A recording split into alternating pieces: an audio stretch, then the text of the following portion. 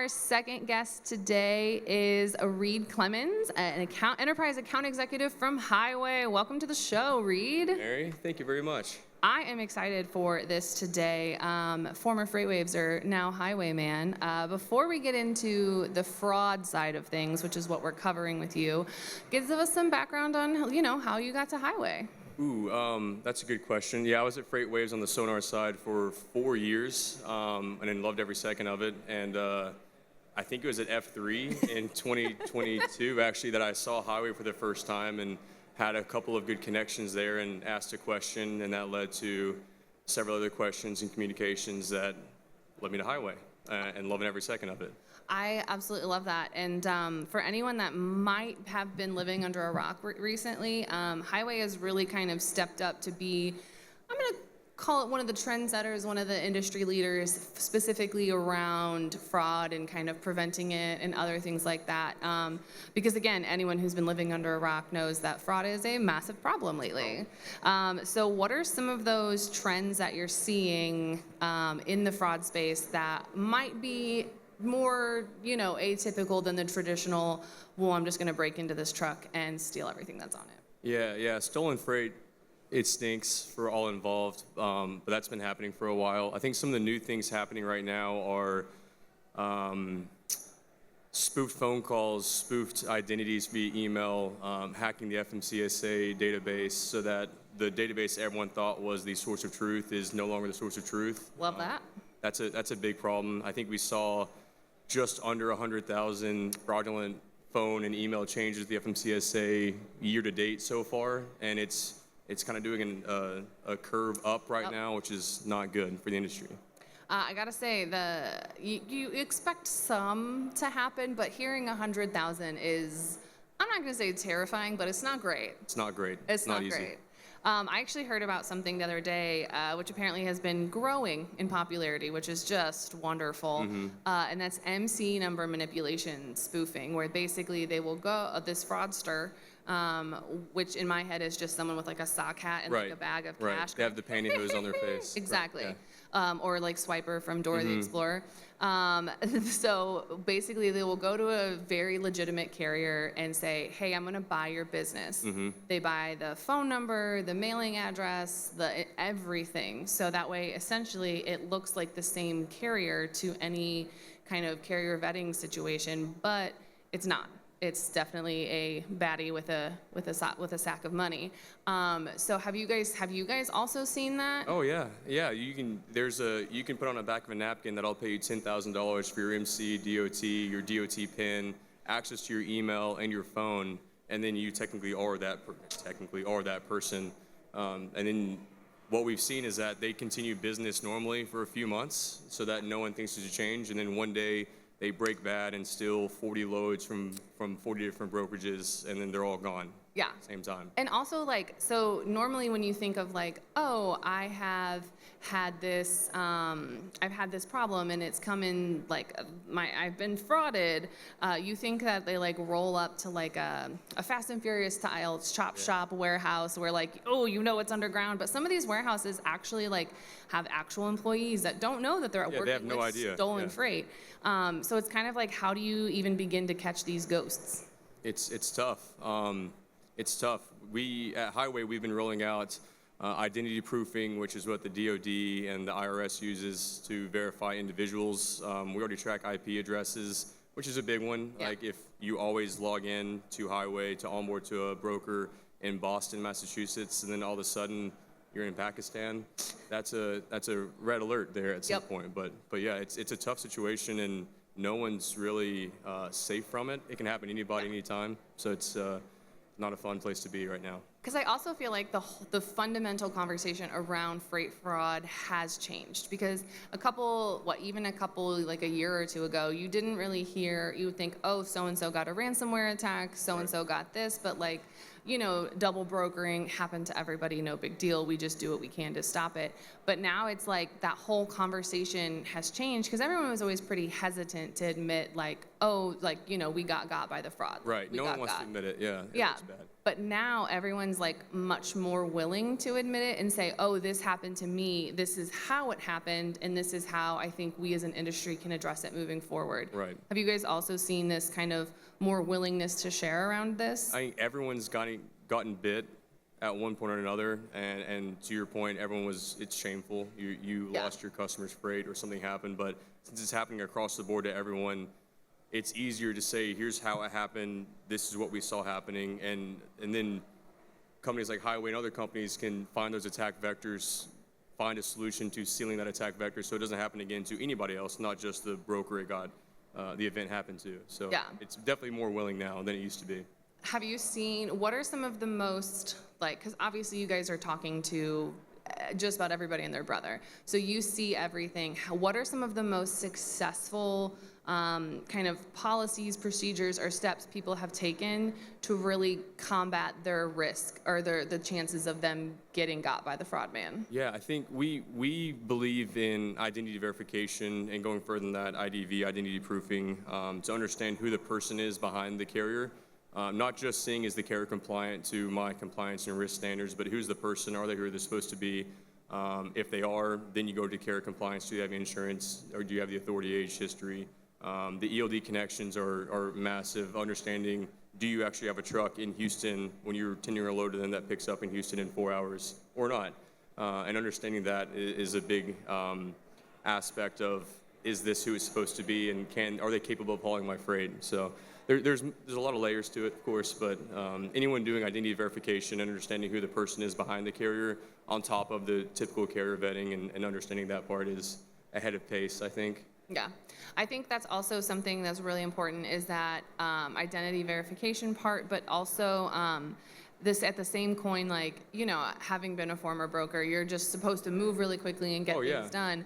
But also, like, if I'm talking to a carrier and they say, hey, I don't want to give you any of that information. Why do you need my driver's phone number? Why do you need this? Why do you need this? Like, if you're getting a little hesitant to share what I consider baseline information with me, I'm going to dip. Yeah, you just hang up right there. Move on. There's other options. There's always other options. Just move on from it. 100%. It's like no matter how like desperate I am, and there are those loads where you're like, I am just desperate. I need to get them covered. Like they are already running late.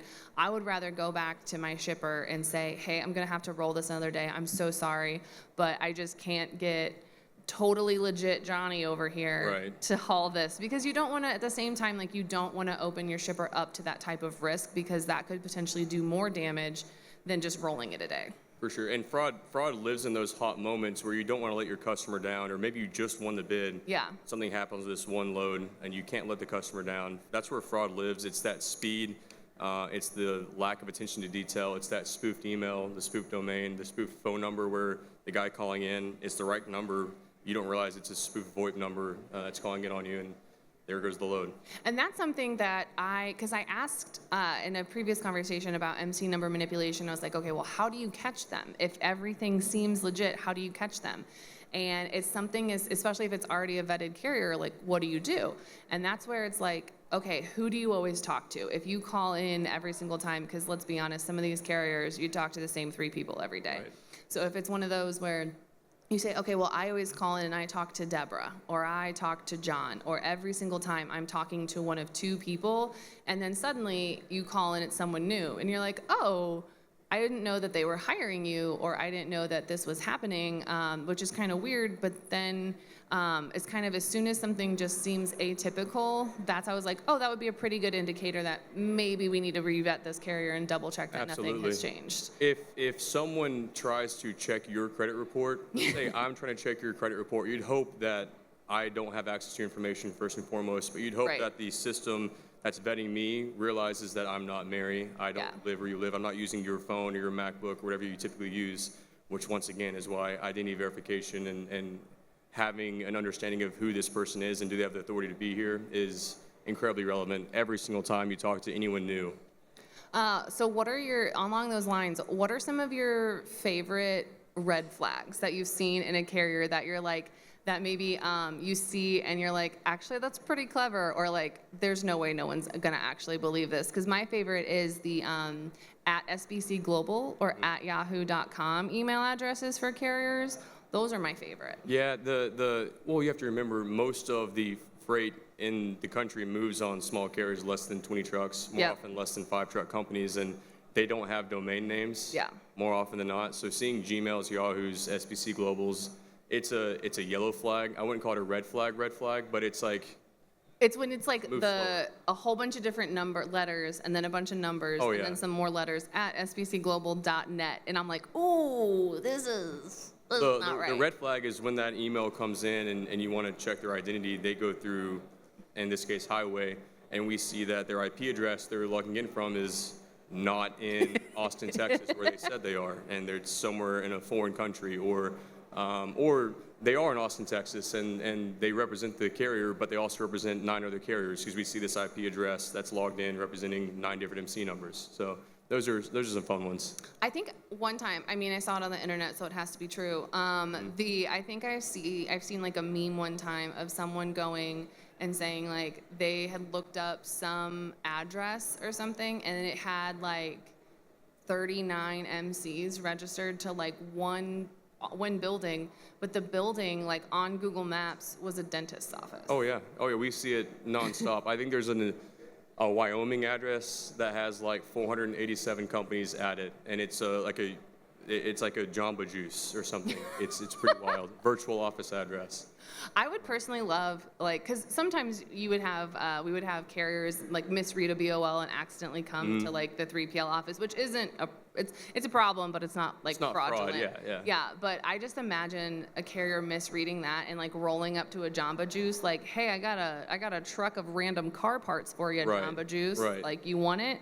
I would love for that to happen. I would love to hear that story on Reddit someday. Oh, right. Yeah. Oh, but also when it comes to the Reddit part, reminded me, when it comes to like out here, how do I find these MC numbers to buy or whatever? People are literally advertising for it on Reddit. Oh yeah.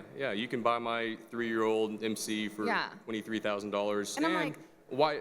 If you sit in the seat of the fraudster, if you pay $23,000 one time and you can steal 40 loads and make $1.5 million, yeah. It's a good investment. That's the other thing, is because they know, based off what that MC is and what it looks like, they know how much money they can get off of that MC before they get got and have to get something else. And first of all, the fact that they have it down to that much of a science, my guy, just start a legitimate business. You're gonna be successful. Agreed. Well, that's the thing, is that we think of fraudsters with the pantyhose on their head and the swiper no swiping guy, but it's not. It's very, very smart people sitting there being very precise with what they're doing and how they're masking their operations. It's not just a solo thing. It's organized crime. Yeah, and it is organized. But yeah, so other than that, I think